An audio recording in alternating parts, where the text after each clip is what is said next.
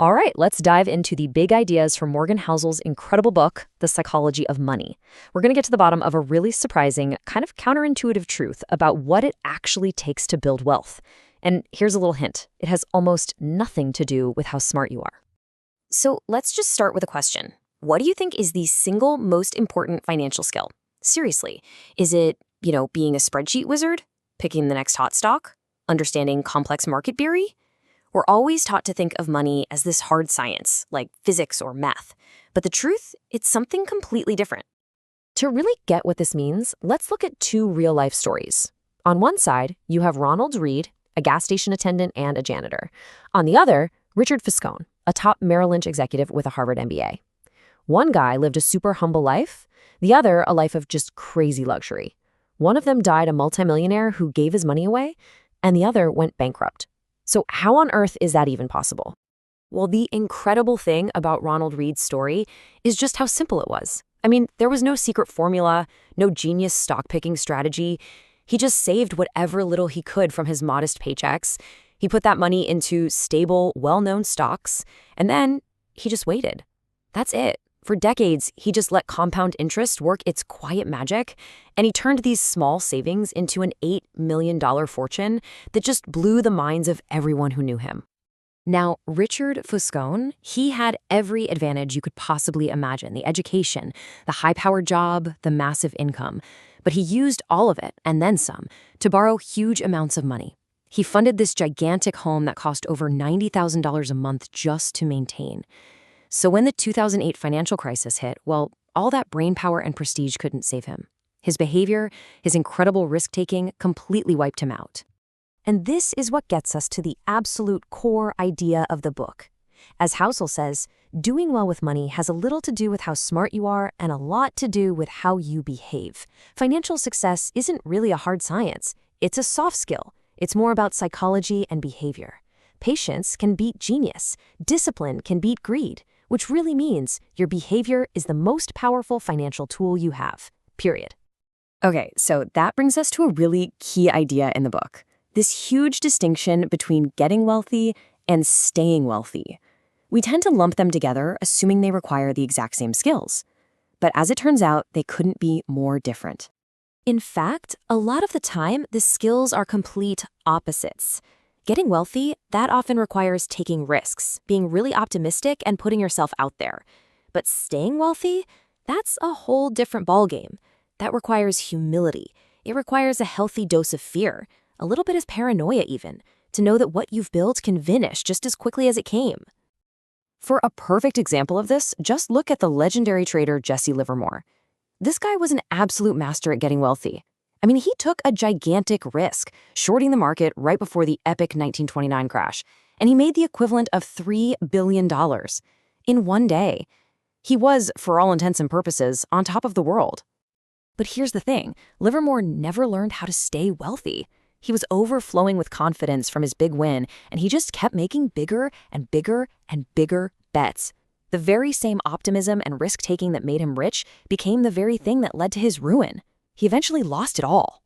So, what exactly is this skill of staying wealthy? Well, it's really just a survival mindset. It's a mix of being frugal and a little paranoid.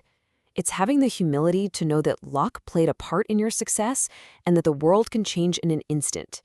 It's protecting what you have, because survival is the absolute foundation for any long-term success. And survival is the key for one simple reason. It's the only way to let the magic of compounding do its thing. See, compounding isn't complicated, but it needs one crucial ingredient: time. Lots and lots of uninterrupted time. Just staying in the game long enough, through all the market's crazy ups and downs, is the most powerful variable you can control. I mean, if you want proof, just look at Warren Buffett. Of his roughly $84.5 billion net worth, a staggering $81.5 billion of it was earned after he blew out the candles on his 65th birthday cake. Think about that. His real secret isn't just that he's a great investor. It's that he's been a great investor for an incredibly long time. It's all about longevity. Okay, but this kind of begs a bigger question, right? Why are we even chasing wealth in the first place? Is it for a bigger house? A faster car? The book argues that the true prize, the real goal of wealth, is something way more valuable than any of that stuff. A psychologist named Angus Campbell did some fascinating research on happiness. And what he found was that the single most dependable predictor of well-being wasn't a person's salary, or where they lived, or their level of education. Nope.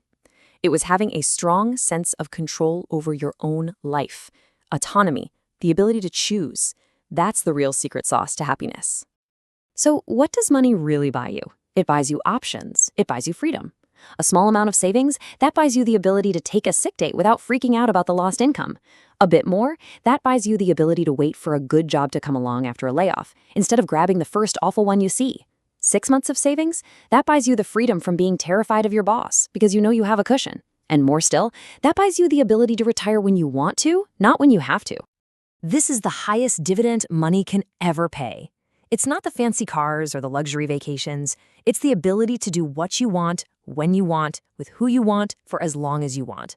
True wealth is waking up in the morning and saying, I can do whatever I want today. That kind of freedom, you just can't put a price tag on it. And that leads us to our final lesson. And honestly, this might be the toughest one to master, but also the most profound. It's all about knowing when to stop chasing more. It's about finding the incredible power in one simple word: enough. There's this fantastic story about it.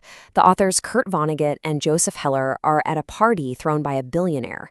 And Vonnegut points out that their host, this billionaire, made more money in a single day than Heller's classic novel Catch-22 had earned in its entire history.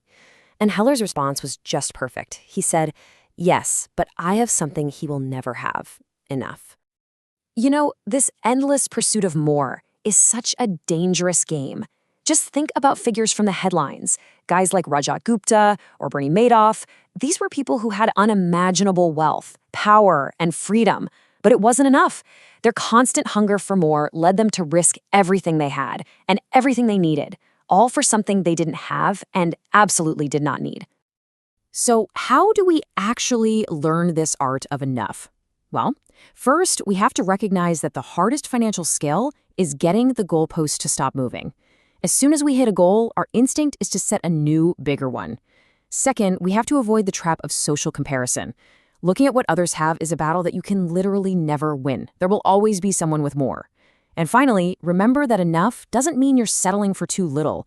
It means you're smart enough to realize that the endless hunger for more is what pushes people to the point of regret. And so that really leaves us with one final and very personal question. Forget the spreadsheets and the market trends for a second. What is your definition of enough? Answering that question for yourself isn't just a financial skill. It might just be the secret to a life well lived.